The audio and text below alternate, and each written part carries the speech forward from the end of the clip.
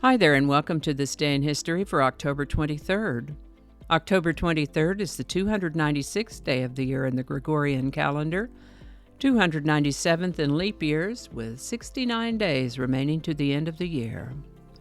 Today's word is initiative. Initiative can be a noun or an adjective. As a noun, initiative means an introductory step, as in, Mrs. Wallace took the initiative to organize a charity fundraiser for her local community. Initiative might refer to the energy or aptitude displayed in getting something started, as in, Acme Shipping encourages employees to show initiative by proposing innovative ideas. Initiative can also have to do with starting the process of creating a legislative action or a procedure enabling a specified number of voters by petition to propose a law and secure its submission to the legislature for approval, as in, writing a successful legislative initiative requires thorough research. Or, initiative petitions were circulated to collect signatures from registered voters in order to show a preponderance of interest in the issue.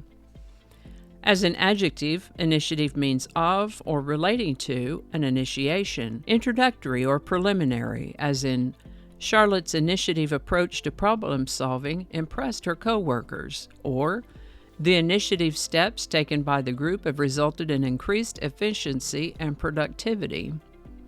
The word initiative comes to us from a linguistic adaptation or two, originally from a Latin word that meant to begin or a beginning.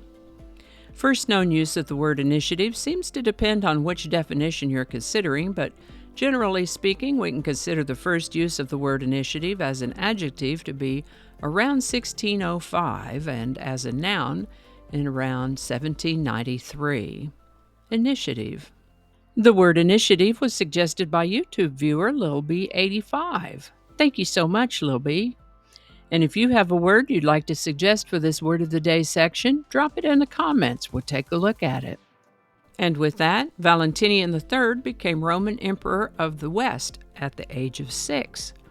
He inherited that big job when his father Constantius III died, and of course, being a little boy, he ruled under the influence of his mother, Galla Placidia, who had herself been the daughter of Roman Emperor Theodosius I and was queen consort to the Visigoth king Ataulf while he was alive, and then was Roman Empress with Constantius III.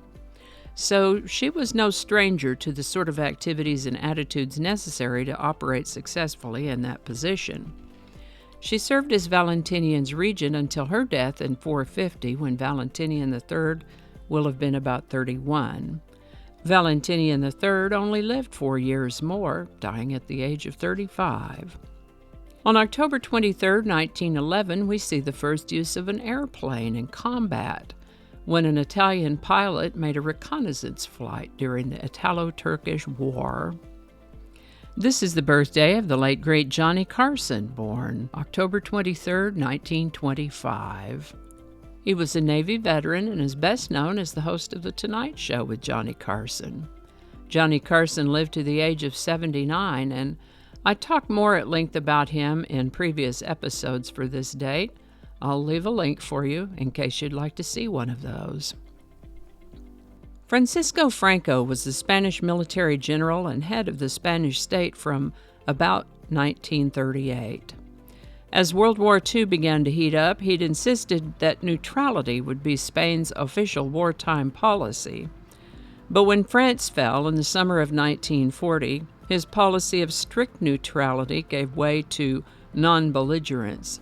Francisco Franco reached out to Adolf Hitler to indicate that he was willing to join the war under certain conditions.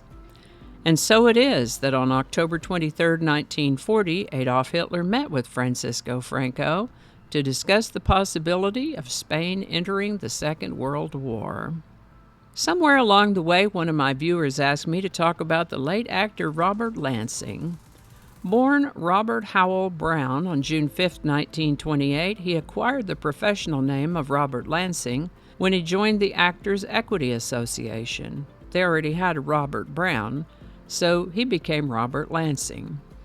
He served 2 years in the U.S. Army, has done radio work and acted in stage plays, movies, and television, and while he's played many parts, he's probably best known for his role as Brigadier General Frank Savage in the first season of the TV series 12 O'Clock High, which ran on the ABC network from 1964 to 1967.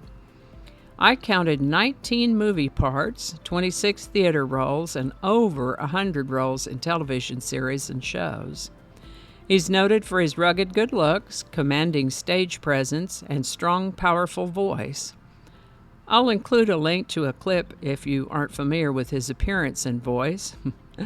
Robert Lansing passed away on October 23, 1994, at the age of 66.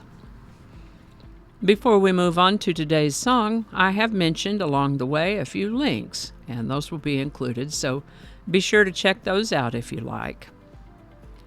Today's song is Mad Dogs and Englishmen by Leon Russell. It's listed as a single from Leon's album, Leon Russell and the Shelter People, and the 1971 documentary film of Joe Cocker's 1970 tour, also called Mad Dogs and Englishmen. The documentary was named after a song by Noel Coward that was first performed in 1931, and I found a link to a 1955 television performance of Noel Coward singing that. It's quite amusing. Joe Cocker's management had gotten him a U.S. tour booked, and all of a sudden he found himself without a band. He needed a band in order to move forward. Through a network of connections in the business, Joe was put in touch with Leon Russell, and given Leon's connections with the Wrecking Crew, we've mentioned the Wrecking Crew before, they were a loosely assembled group of studio musicians who have played on many hit records as instrumental backup. Well, Leon was able to gather over 20 musicians, a backing choir, and of course himself on lead piano. Leon was also able to get a camera crew to go along, the ultimate result of which is the Mad Dogs and Englishmen documentary film. You can find clips of the documentary on YouTube, and it may be available out there somewhere for streaming, but the only way I could find the whole movie was for sale on DVD or VHS. This tour and resulting documentary movie, though, gave both Joe Cocker and Leon Russell the exposure that would serve as a springboard to phenomenal success for both of them. A situation that probably felt like the end of everything at first turned around to be a great and amazing opportunity for Joe Cocker and Leon Russell and many others, as well as provide entertainment for millions of us in the years since. The Ballad of Mad Dogs and Englishmen by Leon Russell. Link in the description. And I think that's going to do it for us today. Thank you so much for watching. Consider subscribing if you haven't already. Feel free to share this video with a link in your email, messaging, or social media. If you enjoy this series, you can check out the playlist that contains these videos. I'll put a link to that in the description. That playlist lives on YouTube, so for other platforms, I'll include a link to my blog page that's called No Really. You can also find me on Rumble, BitChute, and Odyssey. All those links in that description. Alrighty, that's all I can think of right now. Thanks again, and I'll see you next time.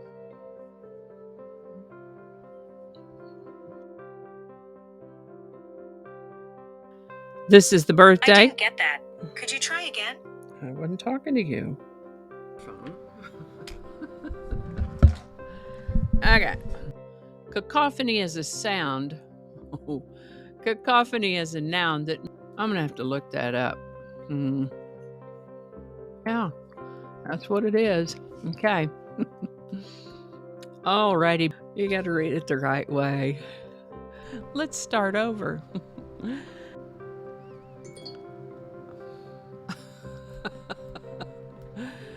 It's 8 o'clock, so all of the reminders are going to be dinging. I forgot to turn those off. Okay, stop it. Don't alienate people who can be helpful to you. Flinging happiness all over the place. Alrighty. Back to work. I think we got it this time.